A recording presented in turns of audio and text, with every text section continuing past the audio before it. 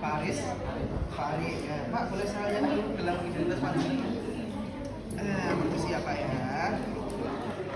Oke, udah sesuai. Tanggal.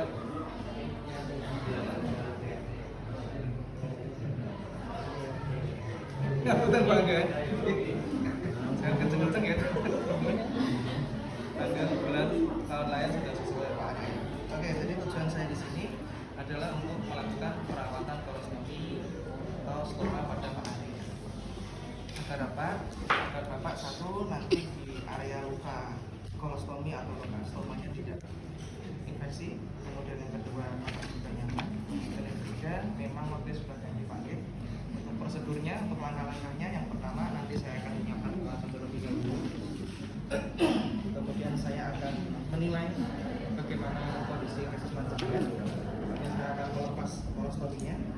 Dan saya akan membersihkan satu stoma panjenengan, dua luka area yang dijahit begitu di area kolostomi. Kemudian yang ketiga saya akan menilai adakah tanda-tanda infeksi. Kemudian saya juga akan menilai vitalitas stoma Bapak bagaimana. Selanjutnya saya akan memasang stoma Bapak dengan kantong kolostomi yang baru. Untuk durasi pengerjaan kurang lebih 5-10 menit. Apakah Bapak bersedia? Bersedia, saya akan izin untuk menyiapkan peralatan terlebih dahulu ya. Oke, teman-teman, di sini peralatan yang biasa dipakai untuk perawatan kolostomi standar ya. Ada berat, biasa, ada bengkok, kemudian ada kom besar ya. Besar boleh, kom sedang boleh, kom kecil boleh. Kemudian handscoon, wajib hukumnya handscoon. Kemudian kasa, kasa yang dipakai boleh kasa bersih, kasa steril. Kalau di rumah sakit dulu pengalaman saya biasa menggunakan kasa steril ya teman-teman. Kasa steril. Kemudian ada cairan fisiologis NaCl NS 0,9%. Kemudian tidak lupa kantong kolostominya, kolostomi bag. Ini opsional ya. Cotton ball boleh dipakai, boleh tidak. Nanti kalau nggak mau pakai kasa atau kasanya nggak ada ya berarti pakainya cotton ball. Kemudian ada gunting. Selanjutnya pinset anatomis. Selanjutnya ada pinset klinis.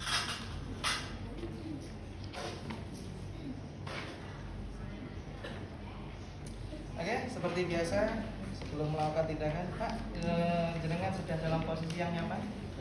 Kira-kira kalau kita mau mengganti kantong kolostomi ya, melakukan perawatan stoma seperti ini, posisi yang paling nyaman apa teman-teman? Duduk, berdiri, atau tiduran? Berdiri. Tiduran. Sebetulnya tadi kan saya tanya ke Mbak PJ ya, misal nek penteme ini bisa tidur ini malah enak sebetulnya, tapi karena sudah terbentuk seperti ini, nah posisinya biasanya seperti ini, sebelah sini gitu. Nah, kalau pengalaman selama ini saya di rumah sakit posisinya sebelah sini, kalau nggak sebelah sini, jadi agak miring, lebih pojok lagi daripada di pempel, tapi tidak apa. Yang penting ada gitu, teman-teman. Apa sudah nyaman dalam posisi tubuh tiduran? Sudah nyaman ya, baik. Oke, kemudian jangan lupa teman-teman ya, privacy. Saya tutup dulu ya Pak ya. Ini ya. Privacy. Kemudian cuci tangan amankan, jangan lupa teman-teman. Selanjutnya kita pakai handscoon terlebih dahulu. Handscoon yang digunakan kira-kira handscoon steril atau bersih. Dan kita siapkan perlaknya teman-teman. Kecil aja ya. Perlak diposisikan di area stoma berada. Kalau stoma atau kolostomi ada di sebelah kanan, khusus sebelah kanan, berarti perlaknya di sebelah kanan. Kalau stoma atau kolostominya di khusus sebelah kiri, berarti perlaknya di sebelah kiri. Tinggal menyesuaikan aja teman-teman ya. Kemudian yang sifatnya opsional lagi, ketika di rumah sakit umumnya dulu, saya ketika mau mengganti kantong kolostomi seperti ini, selain menggunakan perlak sebagai alas, kelihatan Mas ya, sebagai alas, saya biasa menggunakan underpad. Ada yang tahu underpad? Fungsinya apa underpad?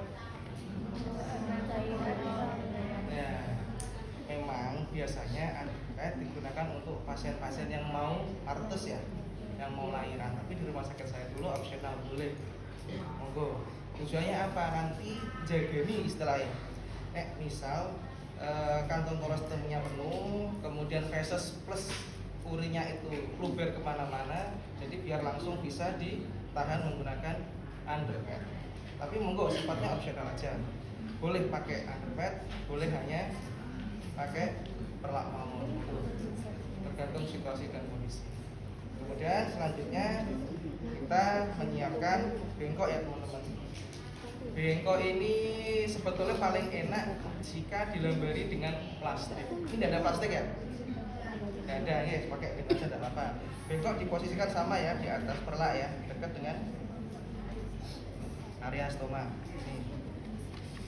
Oke, selanjutnya kita menilai dan mengidentifikasi tentunya bagaimana kondisi feses plus urin dari pasien yang tertampung di area stoma, di area kolostomi bag. Apa saja yang perlu diidentifikasi teman-teman terkait feses dan urin yang kecampur jadi satu?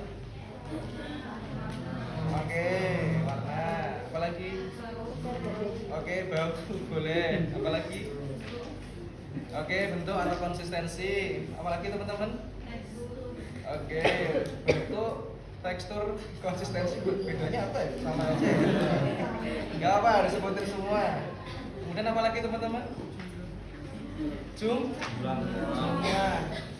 Jika sudah mau penuh, biasanya kalau enggak setengah ya 3/4 teman-teman ya. Kita waktunya ganti. Kalau nggak diganti nanti pasiennya nggak nyaman. Pak, mohon maaf, ini karena kantong stoma atau kantong kolostomi sudah mau penuh. Ini saya buat dulu ya Pak, ya fesesnya ya. Kalau di kertas SPO kan ada tulisan klip kayaknya ya.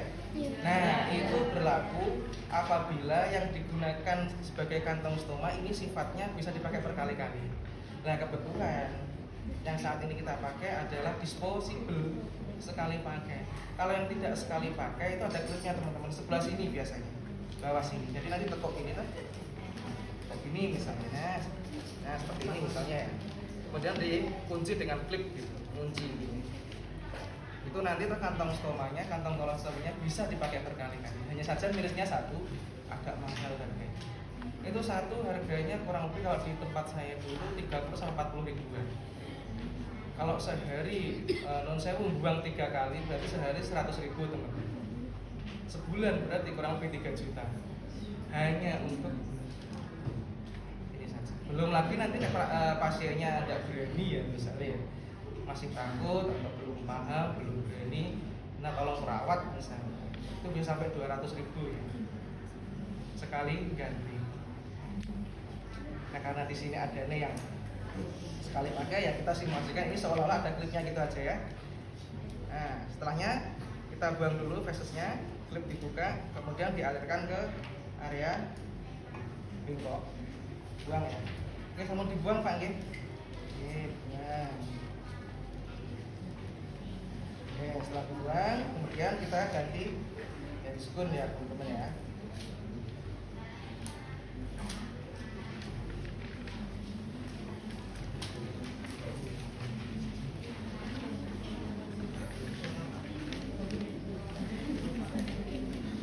Setelahnya, after that, kita bisa mulai melepas kantong stomanya gitu.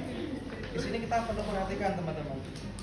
Kantong stoma yang masih nempel di area stoma, di area kulit sekitar stoma itu masih lengket banget atau tidak. Kalau sudah tidak terlalu lengket, sudah rembes gitu, kita tinggal buang aja teman-teman.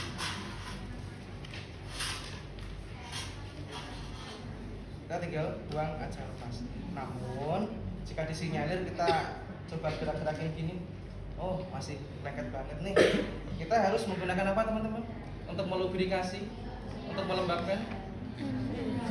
Oke, kita menggunakan cairan NaCl, cairan fisiologis ya. Sebenarnya di sini tidak harus pakai NaCl. Mau pakai alkohol apakah boleh? Boleh. Hanya saja nanti sebagai antisipasi saja ya. Apabila alkohol yang kita gunakan nyerempet di area jahitan lebih-lebih area stoma. Biasanya ada yang cekit-cekit gitu, perih. Kalau dengan tanya nanti ya misalnya ke pasien, pernah ketemu pasien langsung atau nanti di rumah sakit atau dengan bahkan punya pasien kelolaan sendiri secara mandiri di rumah, biasanya kalau keserempet sama alkohol, baik alkohol swab apalagi lebih-lebih alkohol yang dalam bentuk cairan gitu ya pasti perih.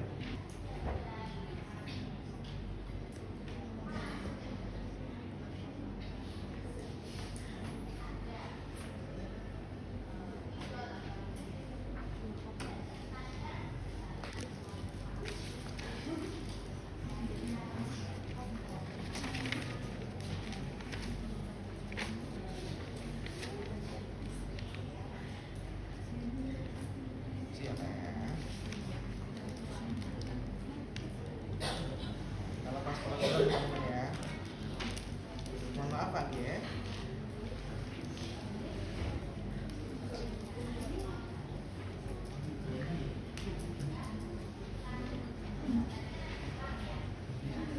Oke, setelah kita selesai melepas kantong stoma yang lama, selanjutnya kita identifikasi teman-teman. Apa yang perlu diidentifikasi?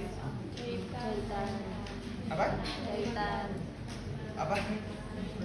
Vitalitas stoma. Yang dimaksud vitalitas stoma adalah bagaimana keadaan stoma itu sendiri, teman-teman. Stoma yang sehat biasanya seperti apa, teman-teman? Pink. Siapa tadi yang bilang pink? Pink atau kemerahan, teman-teman? Ya, kurang sedikit lah ya. Kemerahan. Yang tidak sehat biasanya satu warnanya pucat, kemudian yang kedua warnanya hitam. Kalau sampai ada pucat apalagi sampai hitam, biasanya ada gangguan di pembuluh darahnya, teman-teman. Kalau sampai dibiarkan nanti takutnya nekrosis. Kalau sampai nekrosis akhirnya harus dipotong lagi, dibikin lubang yang baru lagi. Oke, kita lihat. Oke, stomanya aman, warnanya kemerahan ya Pak ya. Kemudian yang kedua, selain stoma yang kita nilai, selanjutnya apa lagi yang kita nilai dan identifikasi, teman-teman? Apa Mas? Apa selain stomanya?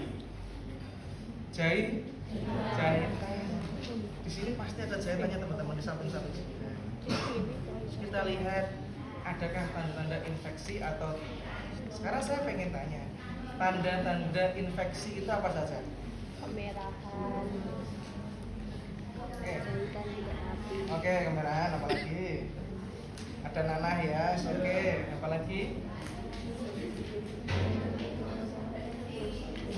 Apa, Mbak? Apa? Apa? Gak apa. Di sini sama-sama belajar aja kita. Santai. Apa Mbak? Tadi?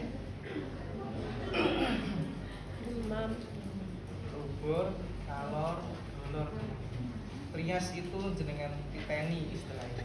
Kemerahan tidak, ada mesnya tidak, nyeri tidak, tumor ya, kalau ada yang benjol gitu, bengkak gitu boleh dimasukkan. Dan yang terakhir biasanya ada fungsi olaesa ya, perubahan fungsi ya. Oke, setelah selesai kita nilai, selanjutnya kita membersihkan area stoma dan area jahitan stoma, teman-teman ya.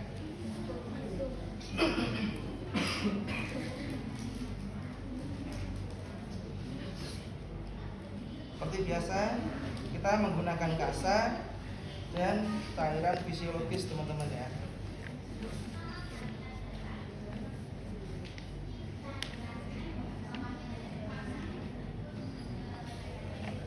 Oke, jahitannya dulu.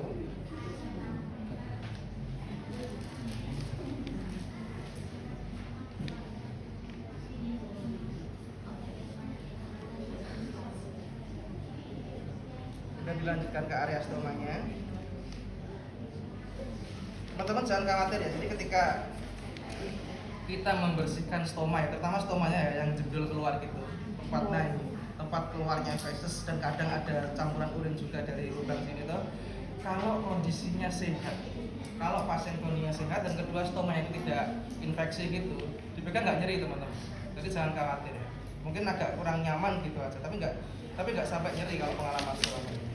Kemudian setelah selesai kita bersihkan teman-teman, kita keringkan.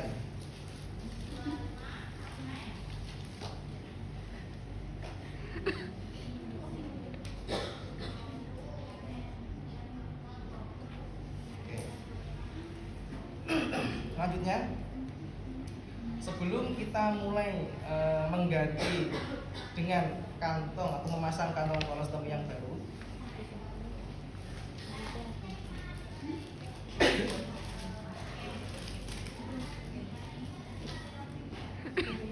kita taruh dulu kasa lembab di area stomanya teman-teman ya, untuk nutup aja enggak apa-apa.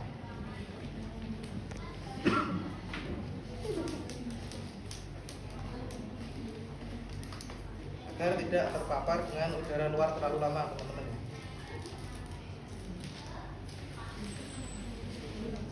Nggak perlu sampai basah, cukup lembab aja.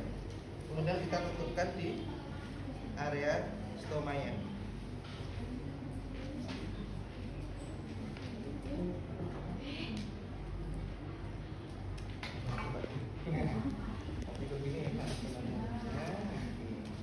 Tapi yang sini nggak kelihatan nanti ya. Bagian lagi. Semoga nggak lepas.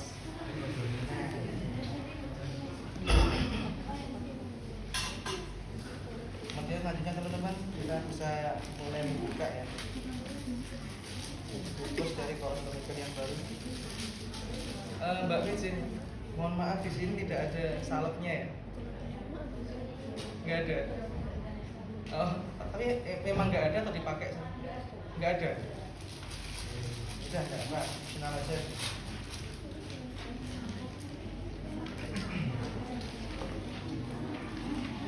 Kita sharing dulu teman-teman. Selanjutnya kita ukur ya. Biasanya teman-teman, pengalaman selama ini ketika di rumah sakit ya tentunya, diameter atau garis tengah ukuran dari stoma itu biasanya 4 cm. Teman-teman, kelihatan nggak mas? Kelihatan ya? Kelihatan. Ini diameternya 2 cm, 3 cm, ini 4 cm, ini 5 cm. Kelihatan nggak? Mohon maaf. Biasanya ukurannya 4 cm. Biasanya loh, yang hanya saja kita jangan menggunakan kalimat biasanya itu sebagai acuan. Tetap harus diukur secara manual, teman-teman. Kita deketin aja seperti ini. Nah, jadi bisa di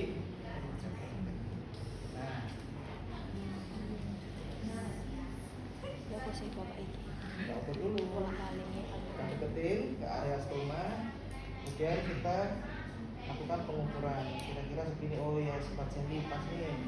Oke,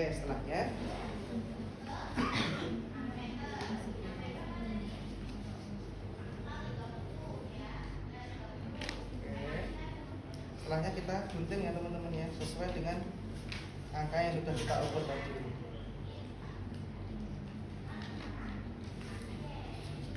Sudah lepas ini memang, tinggal gunting aja teman-teman.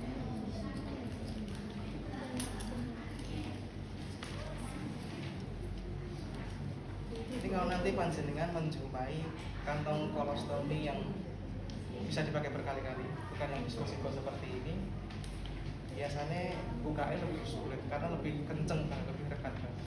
Tapi ya itu tadi, minusnya ya harganya memang lumayan mahal karena bisa dipakai berkali-kali.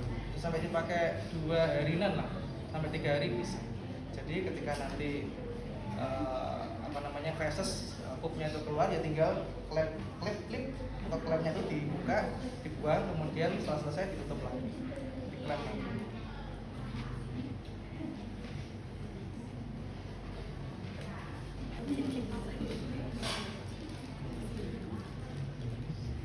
Sebelum kita pasang teman-teman, pastikan tidak ada udara yang ada di dalam.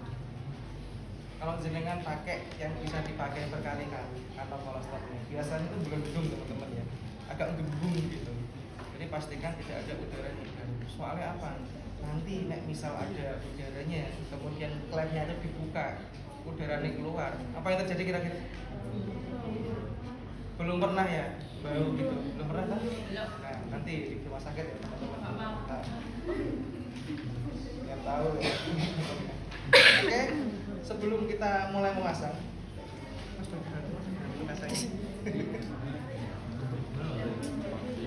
Ini sifatnya optional, boleh dipakai, boleh tidak, tergantung kondisi luka atau jahitan pasien.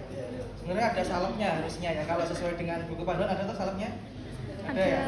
Ada. Zinc atau di rumah sakit sih biasanya ada bioplacenton, boleh, ada gentamicin salt, boleh, monggo kita ibaratkan lagi aja.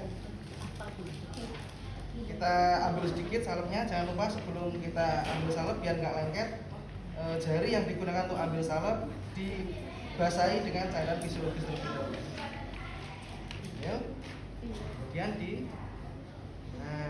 oleskan di area jahitan stoma. Ini. Oke. Enaknya tuh. Mulai kita pasang teman-teman ya.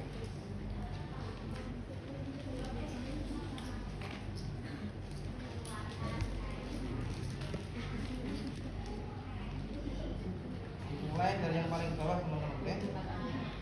Sambil kasa yang digunakan untuk menutup stoma tadi diambil ya.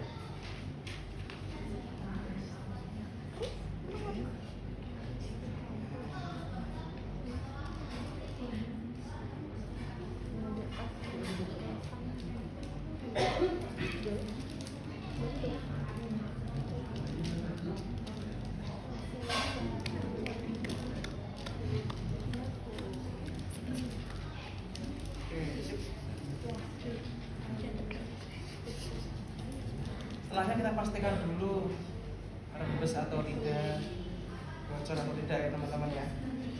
Kita saya cek dulu ya Pak ya. Itu ya teman-teman, nanti kalau panjenengan bertemu atau menghadapi pasien yang ada kantung stomanya, yang ada stomanya, yang ada kolostominya, ada lubang di area usus besar kanan atau kiri, itu hampir tiap saat ya teman-teman ya. Bisa kadang 10 menit, per 10 menit, kadang per 15 menit itu prosesnya keluar terus teman-teman. Jadi ini kalau bisa jangan lama-lama ya, karena nanti prosesnya akan meskipun sedikit loh ya, tembus terus seperti itu. Harus pastikan dan kenceng atau belum. Oke, sudah kenceng, aman, pastikan nggak bosan. Oh iya, satu lagi, sebelum kita memasang kantong kolostomi, kita harus pastikan terlebih dahulu pasien kita ini adalah pasien satu yang bed rest atau pasien yang bisa mobilisasi secara mandiri. Saya dulu pernah punya pasien cewek, usianya belum ada 30 tahun deh pada saat itu, 29 tahun lah. Tapi beliau kena kanker apa ya namanya, kanker rahim kayaknya. Kemudian dilakukan tindakan histerektomi, rahimnya diambil. Selanjutnya kok delala, selang beberapa tahun kemudian usus besarnya ada masalah. Ternyata kankernya sudah metastasis, sudah nyebar ke area usus besar. Akhirnya dibuat lubang stoma. Tapi alhamdulillah, meskipun ya musibah itu ya, masih ada alhamdulillahnya, beliau bisa beraktivitas seperti biasa. Nah, kalau pasiennya bisa beraktivitas seperti biasa, upayakan posisinya seperti ini teman-teman ya. Jadi kalau dibawa kemana-mana itu nempelnya posisinya gini.